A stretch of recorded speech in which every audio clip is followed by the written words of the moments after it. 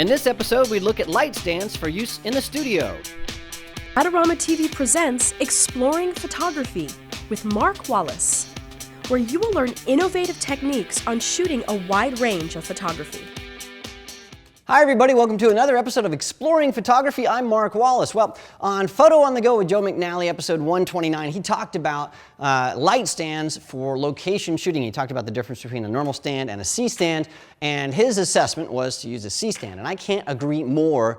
In fact, a long time ago when I started shooting in the studio, I started with normal light stands like this. Now, for different reasons than Joe, I moved to the C stand and eventually a Baby Junior triple riser, and the reason for that is originally when I started working with normal light stands like this, I found that when I started shooting a lot, when I was using these things 6-7 times a week, every single day, throwing it in and out of trucks and trailers, that they were wearing out. So the middle column here is a nice lightweight aluminum, but it was bending with being beaten up. So what happened was the center column stopped working on me. And so that was a sort of a pain. And then also, they don't have the same kind of flexibility as a C stand or a Baby Junior triple riser. And so I decided to stop using those stands and start using C stands.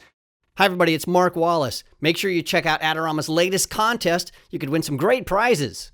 Now the nice thing about C stands is they're much beefier, and as Joe talked about in his video, you can put on this little boom arm right here, and you have a grip head that you can do things with. And the nice thing about this is these are actually a standardized size that happen to coincide with your light. And so it's the same as the little pin on a normal light stand. And so instead of using a little grip head like Joe did, I actually just throw my lights right on the end of the C stand like this, and it's ready to go.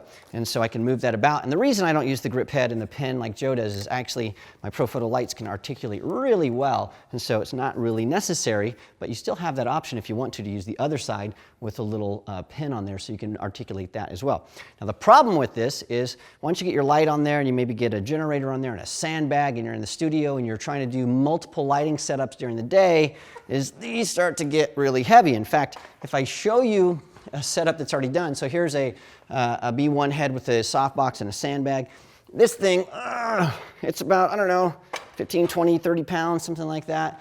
And you start putting like 4x6 softboxes and large light modifiers on there, you're going to get a hernia. And I know that because I actually got a hernia moving light stands around. So what I did is I started to use my C stands just for grip. What is grip? Well, grip are things like flags and scrims and reflectors and things like that. And this little head on here is called a grip head because it actually has a standardized standard size, and so grip actually goes right in there.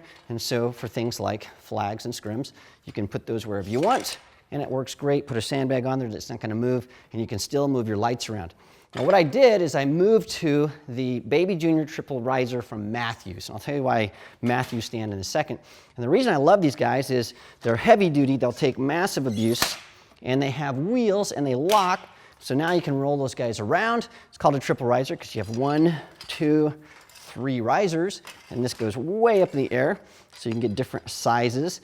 And so you can put a lot of weight really high in the air, and then you can move it around without giving yourself any kind of back problems. You can also get these smaller, shorter ones. It's a little bit beefier.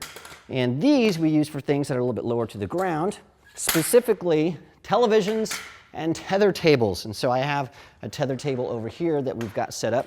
And so you can use these guys for all kinds of different configurations. So I have this on here. The other thing you can do is you can use these like Tinker Toys, and that's why I love Matthews stands.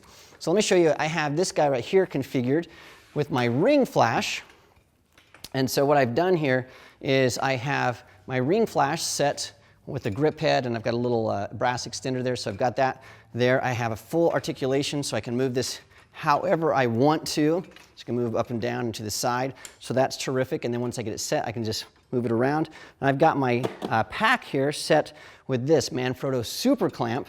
And so the nice thing is you can use and mix and match different brands. This is a Manfrotto super clamp with a U-hook, and that just clamps right onto the light stand there, and you can put almost anything you want. Now, if you do this on a normal light stand and you tighten it down too much, it's going to crush the center column. But on your Matthews stands, you can tighten it down as tight as you want.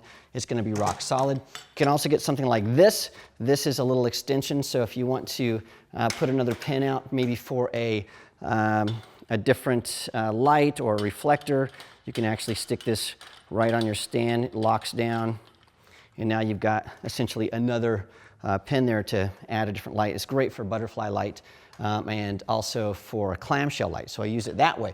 The other thing I'm going to show you is this is a fully loaded up Matthews Baby Jr. here, and this is for televisions. We've got our studio view.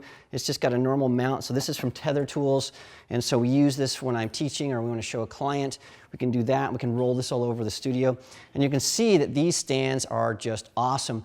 And so I use my Matthews Baby Jr. triple riser stands every single day, and I use them because they're really versatile. They will last forever. And the other thing is you actually save money. How is that? Well, if you buy a normal stand, what I found, again, I was mentioning this earlier, they wear out over time. And so I was replacing those every couple of years. Well, with your Matthews stands, they will last you for decades. And if something falls apart on them, these little parts, these little handles and stuff, they can be replaced individually, so you don't have to throw the whole stand out. You can just get one new part, you can fix it, and it keeps going for years and years and years. So over time, this is actually going to be a lot less expensive. So there you have it.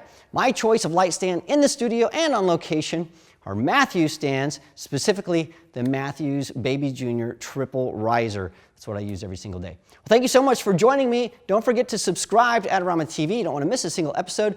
Make sure you also check out the Adorama Learning Center. You can see all of our videos there, and you can see the video that Joe made about his location stands. It's episode 129 of Photo on the Go with Joe McNally, and I will see you again next time.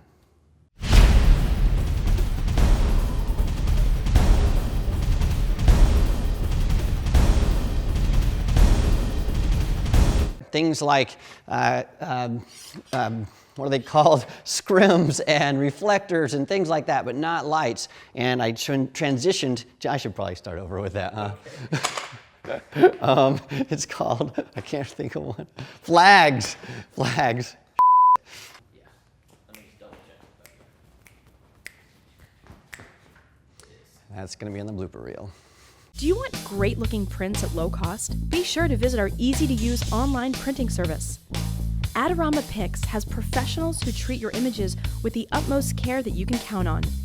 For a quick turnaround on photos, cards, or albums, use AdoramaPix.com.